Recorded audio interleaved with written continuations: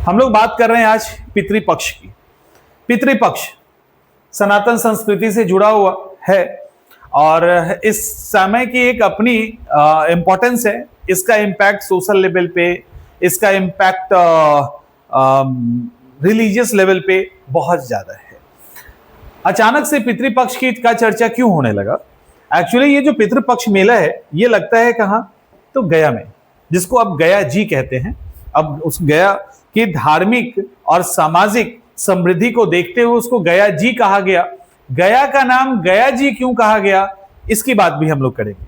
तो हम लोग इस सेशन में जानेंगे। और सबसे बड़ी बात यह है कि मोदी जी अपनी मां का पिंडदान गया में, बिहार के गया में करेंगे। जब से ये बात चर्चा में मीडिया में आया है तब से गया का जो इस बार का पितृपक्ष मेला या पितृपक्ष का जो पिंडदान है वो चर्चा में आ गया है। इसके सारे एस्पेक्ट को देखेंगे और ये भी समझने की कोशिश करेंगे कि क्या पूरे भारत में सिर्फ गया में ही पिंडदान होता है या पूरे भारत में सिर्फ गया में ही पिंडदान होगा तभी मोक्ष मिलेगा, या कोई और भी जगह है जहां पिंडदान होता है। लाइक साउथ इंडिया वाले क्या यहीं आते हैं, सारे नॉर्थ इंडिया वाले यहीं आते हैं, यहाँ के पिंडदान का इतना इंपॉर्टेंस क्यों है? और जो हमारे जनरेशन जेड, जनरेशन अल्फा के बच्चे हैं उनको भी जानना चाहिए कि पिंडदान होता क्या है और पिंडदान में हम करते क्या है। तो कई मामले में जब मोदी जी के मां के पिंडदान की बात हुई, जिसको लेकर उनके भाई ऑलरेडी पिंडदान कर चुके हैं, तो यहां पे एक और वर्ड निकल के आता है कि क्या ये सही में पिंडदान है या इनका चुनावी पिंडदान है, क्योंकि बिहार में इलेक्शन है तो थोड़ा हलचल बढ़ाने के लिए क्या उन्होंने ऐसा किया है। हम लोग सबसे पहले पिंडदान को समझने की कोशिश करते हैं।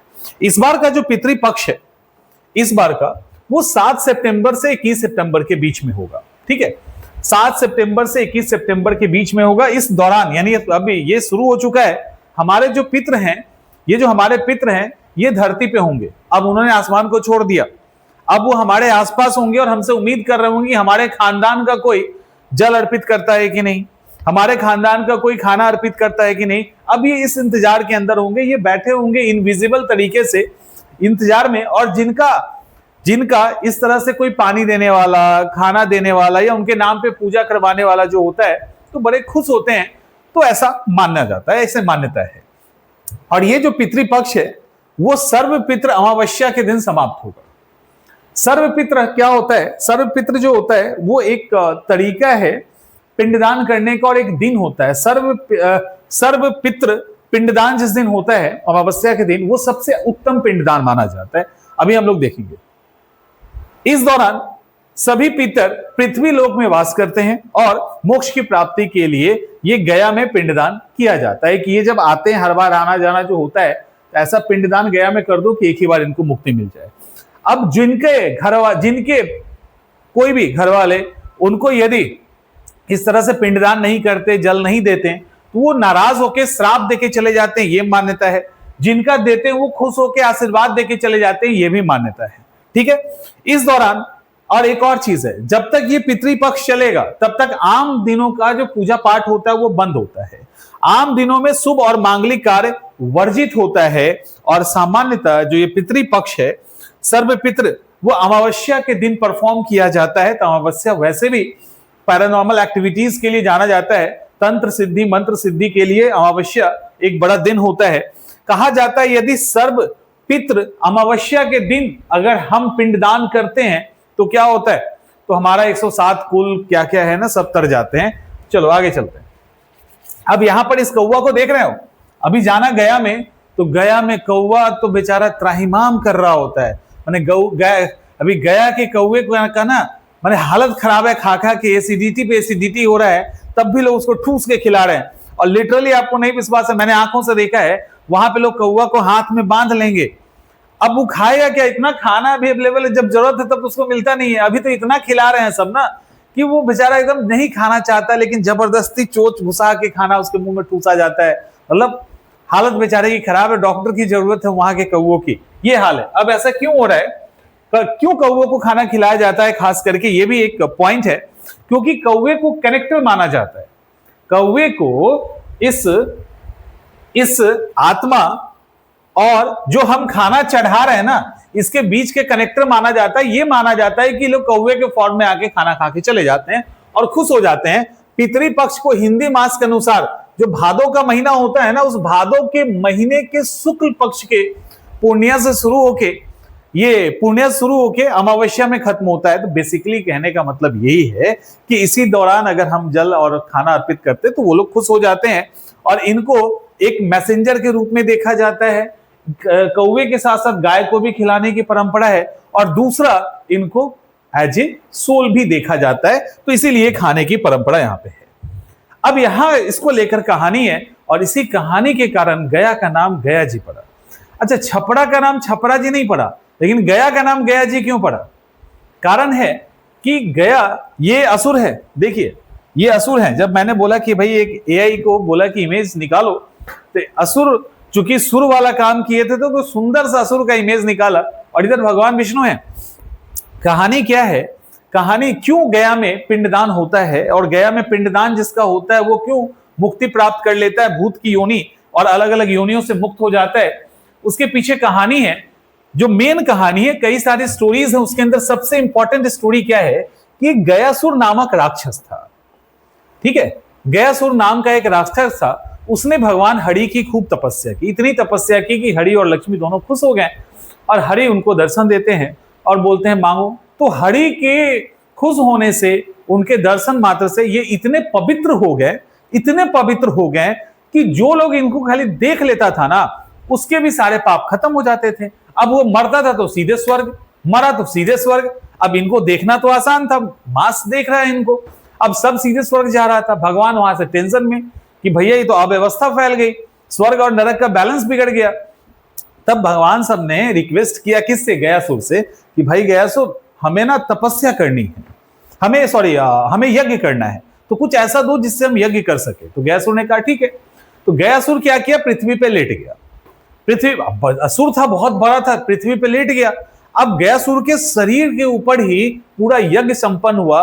यज्ञ तो लंबा चलता है, तो गयासुर का शरीर पूरा एकदम निर्जीव जैसा हो गया, मरा नहीं था, निर्जीव जैसा हो गया।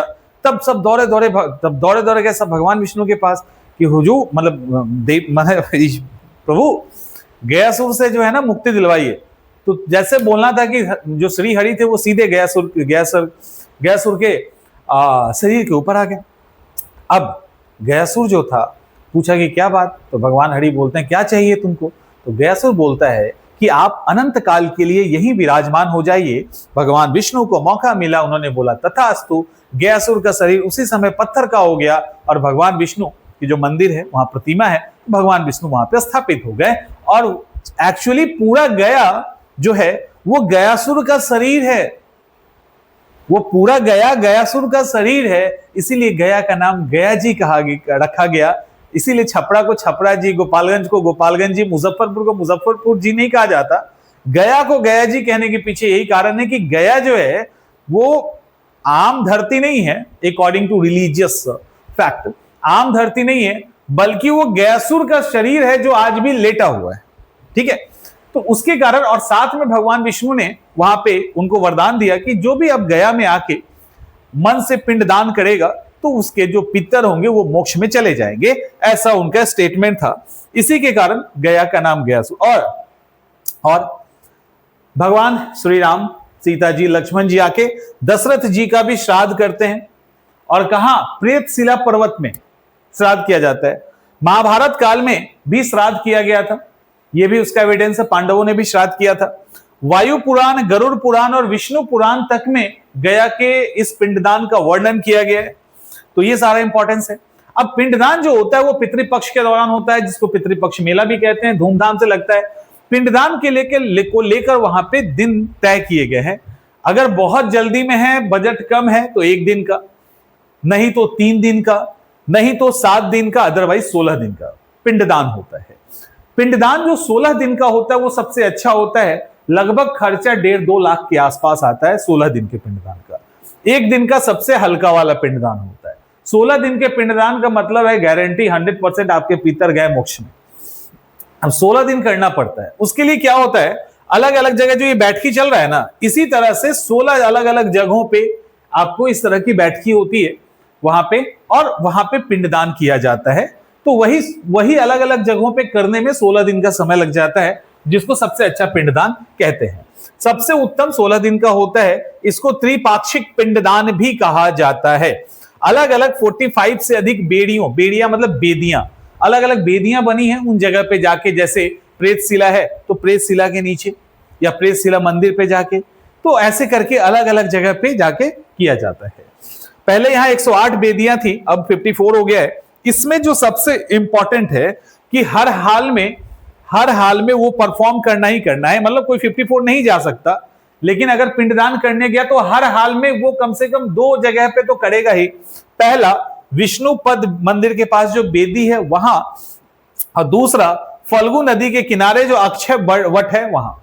तो अक्षय वट और विष्णु पद मंदिर, इन 2 जगह पे तो उनको रिचुअल करना ही करना है, मिनिमम इतना करना है, जितना और आगे कर सकते हैं उतना बढ़िया है। तो ये फैक्ट है। अब सवाल यहां मन में आपके आएगा कि क्या पूरे इंडिया में पिंडदान केवल गया में होता है? क्योंकि आपने यहां पे देखा, गया में देखिए फॉरेनर है, ये फॉरेनर है, तो यहां फॉरेनर है, ये फॉरेनर है, तो बहुत सारे फॉरेनर तक आते हैं पिंडदान करने। ये मोस्टली एनआरआई होते हैं जो इंडिया से चले जाते हैं बाहर, ये खूब पैसे देते हैं यहाँ पे, ठीक है, खूब पैसे मिलता है यहाँ पे इनसे। अब सवाल ये उठता है कि क्या यही पिंडदान होता है? तो नहीं, यहां के अलावा कई सारे ऐसे जगह हैं जहां पिंडदान होता है। इवन कुछ ऐसे जगह है जो खास तरह के डेथ के लिए फेमस है, जैसे गया तो है ही, प्रयागराज, वाराणसी, हरिद्वार, पुष्कर, बद्रीनाथ, उज्जैन, मथुरा या काशी वाला, अयोध्या, द्वारिका आदि जगहों पे होता है। अब मान लो वेस्ट वाले को करना है, पश्चिम वाले को करना है, तो वो द्वारिका में कर लेगा, पुष्कर में कर लेगा। नॉर्थ वाले को करना है तो हरिद्वार में चला जाता है, मोस्टली हरिद्वार चला जाता है। जो बीच वाला वो प्रयाग चला जाएगा, इधर वाले गया आ जाएंगे, बंगाल उंगाल वाले सब गया आ जाते हैं, साउथ के भी गया आ जाते हैं। तो जैसे जिसकी श्रद्धा टाइप की, ऐसा नहीं होता कि वहां नहीं होता। हरिद्वार में पिंडदान होता है, ठीक है, और कहा जाता है हरिद्वार के नारायणी शिला के पास जो पिंडदान होता है तो वहां पे पितर खुश होते हैं, सुख शांति बनी रहती है। यही पिंडदान का कारण ही है। बोध गया को तो मोक्ष नगरी ही कहा जाता है, सीधा मोक्ष ही मिल जाता है यहाँ पे। तो अभी गया की बात करेंगे। कुरुक्षेत्र क्यों कहा था? कुछ जगह खास है, जैसे पूरे इंडिया में कुरुक्षेत्र में जो पिंडदान होता है वो खास है। किसके लिए? यदि किसी की अकाल मृत्यु हुई है, यदि अकाल मृत्यु हुई है तो ये कुरुक्षेत्र का जो एरिया है ना, ये खास है। और पूरे भारत में तो वहां अगर करें, क्योंकि ये कौन थे? युधिष्ठिर के जो सगे संबंधी अकाल मृत्यु में महाभारत में मारे गए थे कुरुक्षेत्र की लड़ाई में, तो इनका पिंडदान इन्होंने यहीं पे किया था, तब से ये फेमस है उसके लिए। इतना ही नहीं, काशी की बात करते हैं, वाराणसी, वो भी मोक्ष नगरी है काशी। काशी में अगर अच्छा बहुत सारा क्या होता है कि बहुत सारी मान्यताएं हैं। अगर कोई मर जाता है और प्रेत योनि में भटकता है तो उस प्रेत योनि से उसको बाहर निकालने के लिए काशी ही है, वहीं से प्रेत योनि से वो बाहर निकल के मुक्त होगा। उसके लिए काशी में पिशाच मोचन कुंड है, काशी में पिशाच मोचन कुंड है। वहां पे जाके यदि पिंडदान वो करते हैं तो फिर वहां से उनको प्रेत योनि से मुक्ति मिल सकती है। जिस तरह से इंसान का नेचर होता है ना, रज तम और सत्व गुण का, रजस तमस और सत्व, तो वही मरता है तो उसी तरह के भूत की कैटेगरी होती है, रज सत्व और तम गुण की। तो भूत के अंदर भी रज का मतलब बहुत ही चंचल होगा, आके बार बार छेड़ देगा आपको। तम का मतलब बहुत आलसी हो गया, घुस गया तो नींद में रहिएगा, हमेशा आलसी पना रहेगा। और सत्व का मतलब सात्विक, अब घुस गया ऐसा ही खूब पूजा पाठ करने वाला है, अच्छा काम करने वाला है। तो 3 तरह के, तो उसी 3 तरह का कलश बनता है, रेड कलर का, ब्लैक कलर का, व्हाइट कलर का, और उसके बाद ये रिचुअल्स किया जाता है। दक्षिण भारत में मोस्टली रामेश्वरम तमिलनाडु और श्रीरंगपट्टनम, कहां? कर्नाटक, पढ़े ही होंगे, तो वहां पे मोस्टली पिंडदान करते हैं। अब सवाल है गया जी, देखो गया नहीं है, ये एक्चुअली गया जी है। गया जी इसलिए क्योंकि ये हिंदुओं के लिए भी और बौद्ध के लिए, दोनों के लिए इक्वल इंपॉर्टेंस रखता है। जहां हिंदुओं के लिए ये मोक्ष नगरी है, बौद्ध के लिए ज्ञान नगरी है, निर्वाण नगरी है। महात्मा बुद्ध को इसी फल्गु का एक ब्रांच है निरंजना नदी, उसी के नीचे बोधि वृक्ष के नीचे पीपल का पेड़ था, वहां ज्ञान मिला। कहां भाई? तो गया के बोध गया में। और फल्गु नदी के किनारे क्या होता है? पिंडदान की प्रक्रिया होती है। तो ये सर फैक्ट है, और ठीक है, फैक्ट है।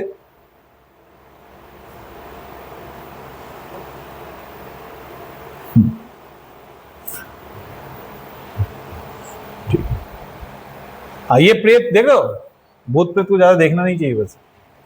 अब सवाल है कि पिंडदान में क्या क्या यूज होता है, अच्छे से समझ लीजिए। पिंडदान में देखो, पिंड का जो चावल होता है ना, वो या तो चावल, पिंड जो बनता है, पिंड का मतलब क्या, ये देख रहे हैं, ये एक गोला, ये दूसरा गोला, ये तीसरा गोला, ये चौथा गोला, और यहां पे आटा रखा गया, यहां भी गोला बनाया गया, इसमें से तोड़ेंगे गोला बनाएंगे, इस पे डाल देंगे, फिर तोड़ेंगे गोला बनाएंगे, इस पे डाल देंगे, ऐसे करके। तो ये चावल या गेहूं के आटे का होता है। अब इसके अंदर आपको जो जो मिलाना है, आपकी श्रद्धा है, दूध, घी, गुड़, सही, शहद, जितना मिला के मतलब उसको हेल्दी बना दीजिए, क्योंकि पितर को खिलाना होता है, तो फिर ये अर्पित किया जाता है। अब सवाल है, गया का नाम गया जी क्यों पड़ा, ये तो हमने बता दिया, कब पड़ा। ओके, 2022 में, आई थिंक 11 मई था शायद ना, कुछ ऐसा ही डेट था। तो 2022 में बिहार सरकार के द्वारा गया का नाम गया जी रख दिया गया, और ये आपके गया जी से रिलेटेड फैक्ट है, ठीक है, फैक्ट है। गया जी के अंदर एक प्रसिद्ध मंदिर है जिसका नाम है विष्णुपद मंदिर। ये देख रहे हो, ये विष्णुपद मंदिर है, बड़ा ही अच्छा पुराने डिजाइन का बना हुआ खूबसूरत सा मंदिर है। अहिल्याबाई होलकर के द्वारा 1787 में बनाया गया था। होलकर मराठा, तो मराठा आर्किटेक्चर आपको यहां पे देखने को मिलेगा। और ध्यान देखो, मराठा रानी अहिल्याबाई होलकर, क्वेश्चन पूछा भी जाता है। यहां पे कई सारी छोटी छोटी शिलाएं हैं, जैसे प्रेत शिला, राम शिला, ब्रह्म योनि पहाड़ी, जहां पे अभी मेडिसिन मिला है, ठीक है। तो इस तरह से इसमें जो ये कहा गया प्रेत शिला है, ये 975 फीट ऊंचा है। इसके ऊपर भी एक टेंपल बना है, टोटल 400 सीढ़ियां हैं, आप चढ़ के ऊपर जा सकते हैं, और वहां भी पिंडदान होता है। कहा जाता है राम जी, लक्ष्मण जी और सीता जी, ये तीनों वहां पिंडदान किए थे।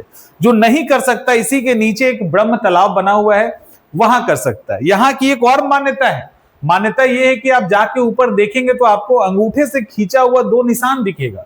कहा जाता है ब्रह्मा जी ने अपने अंगूठे से 2 निशान बना दिया था, ऐसा कहा जाता है, सही गलत तो नहीं पता मुझे। तो ये स्टेटमेंट है। अब यहां पे इतना ज्यादा चर्चा क्यों? नरेंद्र मोदी की मां है हीराबेन मोदी। ये हीराबेन मोदी का श्राद्ध करना चाहते हैं, पिंडदान का, श्राद्ध नहीं, पिंडदान करना चाहते हैं। पिंडदान के लिए इन्होंने 17 सितंबर का समय चुना है। बड़े बड़े न्यूज चैनल ने भी कंफर्म करने की कोशिश की है, आधिकारिक पुष्टि नहीं हुई, लेकिन यहां तक कहा गया है कि तैयारियां उसी लेवल पे जारी है। अब इसको कुछ लोग कहते हैं ये बिहार में चुनाव है, इसीलिए ये चुनावी पिंडदान हो रहा है, क्योंकि इनका पिंडदान तो ऑलरेडी हो चुका है, और 2023 में ही इनके भाई ने अपनी मां का पिंडदान कर दिया था। उस समय ये किसी चुनावी रैली में कहीं बाहर में थे, कर दिया था, ठीक है। तो इसी के कारण ये खास करके ये चर्चा में आ गया है कि क्या गया का जो ये मोदी जी का चुनाव पिंडदान है, ये चुनावी पिंडदान है, क्या चुनाव है, इसी के कारण तो मोदी जी गया में जाके पिंडदान नहीं कर रहे हैं।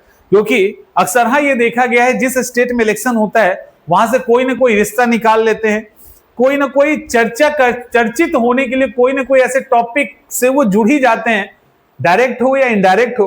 तो हो सकता है इस बार इन्होंने बड़े लेवल पे सनातनियों को ऐड कर जोड़ने के लिए, हो सकता है, ये पता नहीं, कि क्योंकि आधिकारिक पुष्टि हुई नहीं है, तो इसके कारण ये चर्चा में है। जब चर्चा में है तो आपको भी जानना चाहिए पिंडदान क्या होता है। क्या भारत में एक ही जगह पिंडदान होता है? क्या सब लोग यहीं आते हैं? पिंडदान कितने दिनों का होता है? पिंडदान में प्रोसेस क्या होता है? ये सारी चीजें। और ध्यान रखिएगा, जब पिंडदान होता है तो वो जो गोला गोला बनाया जाता है ना, वो बनाने के बाद जल में प्रवाहित किया जाता है, कुछ खिला दिया जाता है। तो प्रवाहित जल में होता है मोस्टली, कुछ खिलाया भी जाता है। तो ये प्रोसेस होता है, फिर वहां पे खाना खाया जाता है। ऐसे करके कई सारे रिचुअल्स हैं जिसको परफॉर्म करना पड़ता है, तब जाके ये पिंडदान का प्रोसेस पूरा होता है। क्लियर? ठीक है, मिलते हैं फिर नेक्स्ट सेशन में इंपॉर्टेंट टॉपिक के साथ।